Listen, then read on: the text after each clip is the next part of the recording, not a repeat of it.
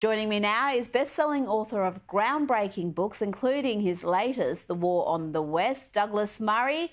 We finally have a Kamala Harris interview. Today, CNN announced that she will be sitting down with Dana Bush, but the interview is not live and she will have Tim Walz joining her.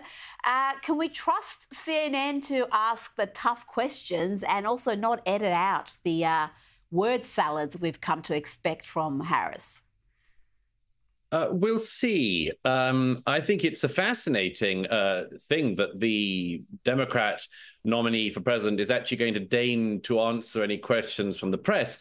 Of course, Joe Biden has given fewer press conferences during his time in office than any president of recent decades. And it looked like Kamala Harris was trying to beat him to that record, if no other. The fact that she's doing with her running mate, Tim Walz, is extraordinarily interesting. And I'll tell you why. It's for this reason. We don't know any details of what Kamala Harris would like to do or intends to do if she gets the most important job in the world in November. We don't know what her fiscal policies are going to be, what her trade policies are going to be. We don't have any detail of what her border and immigration policies are going to be. And we don't have any knowledge at all of what her foreign policy is going to be. And the problem of Tim Walz or indeed Kamala Harris appearing with one without the other is that the other may say things which their running mate doesn't know or hasn't heard about, and that'll be because they're making it up on the fly. So if you were to have a sit down just with Tim Walz and say, now, look, do you agree with everything in Kamala Harris's foreign policy?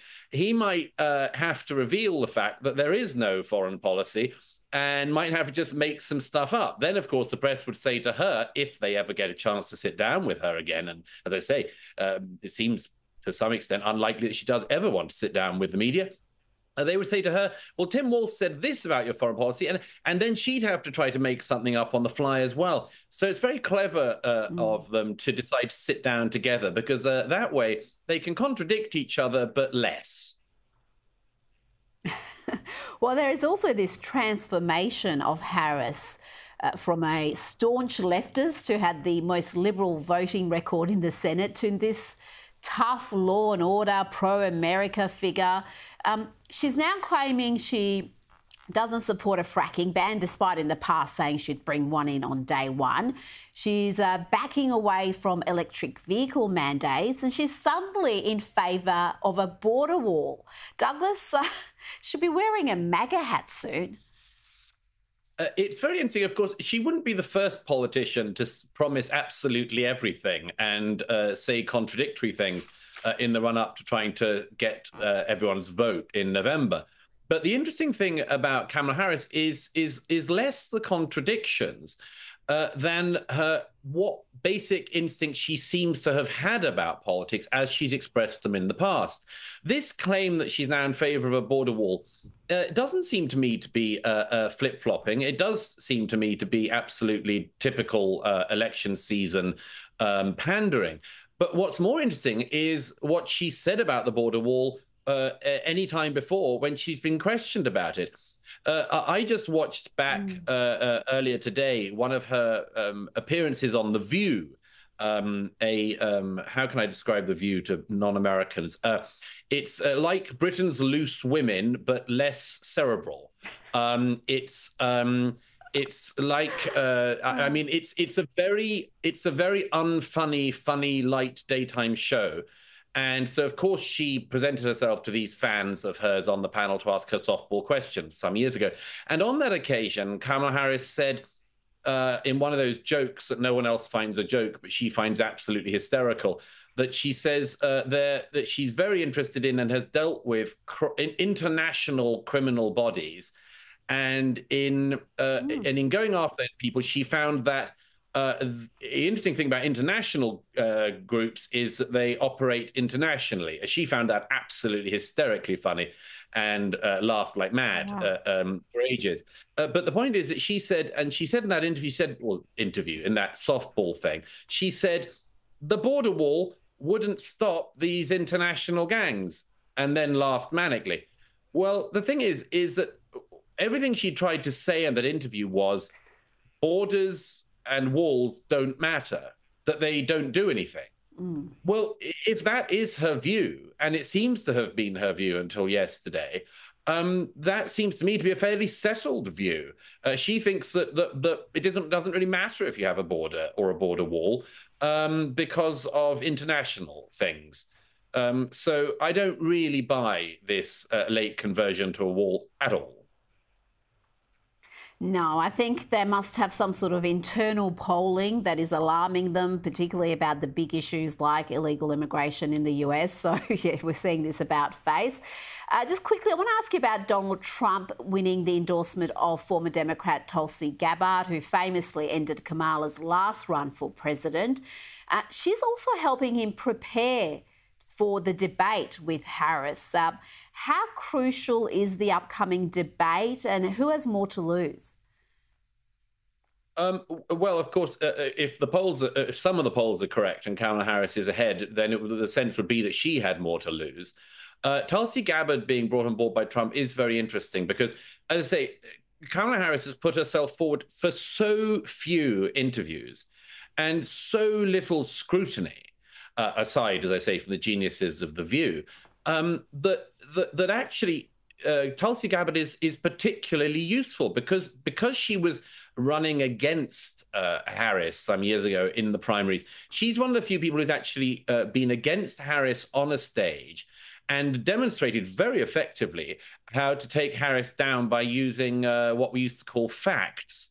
Now, if Tulsi Gabbard can help Trump to find a way through, she's actually probably the best qualified person to do so, as I say, because she's one of the very few people who's actually gone up against Harris. Otherwise, I mean, nobody knows really what to do against her because just no one's had a chance.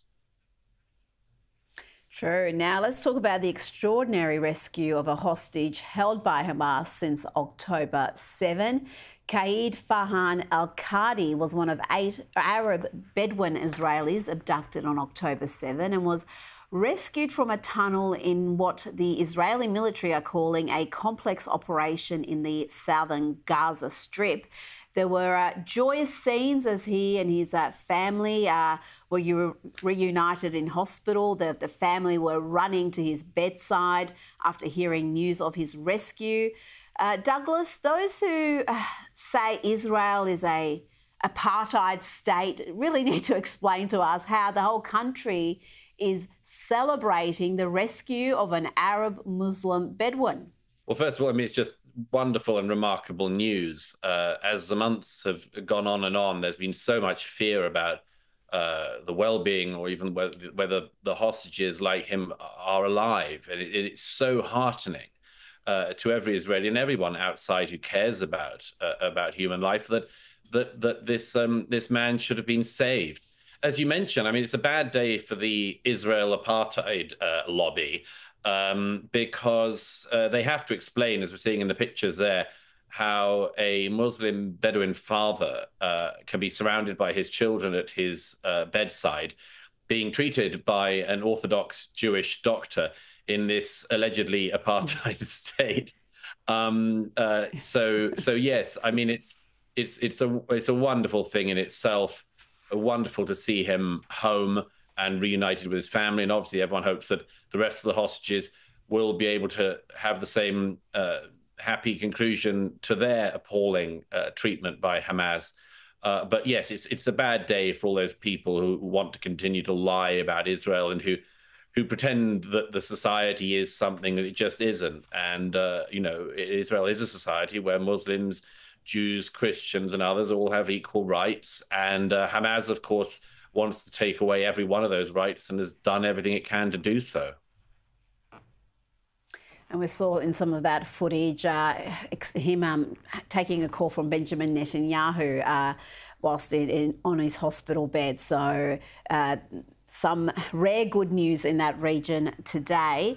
Now, I want to ask you about Keir Starmer. He's still railing against what he calls right-wing extremism. Let's have a listen. A mindless minority of thugs who thought that they could get away with causing chaos, smashing up communities and terrifying minorities.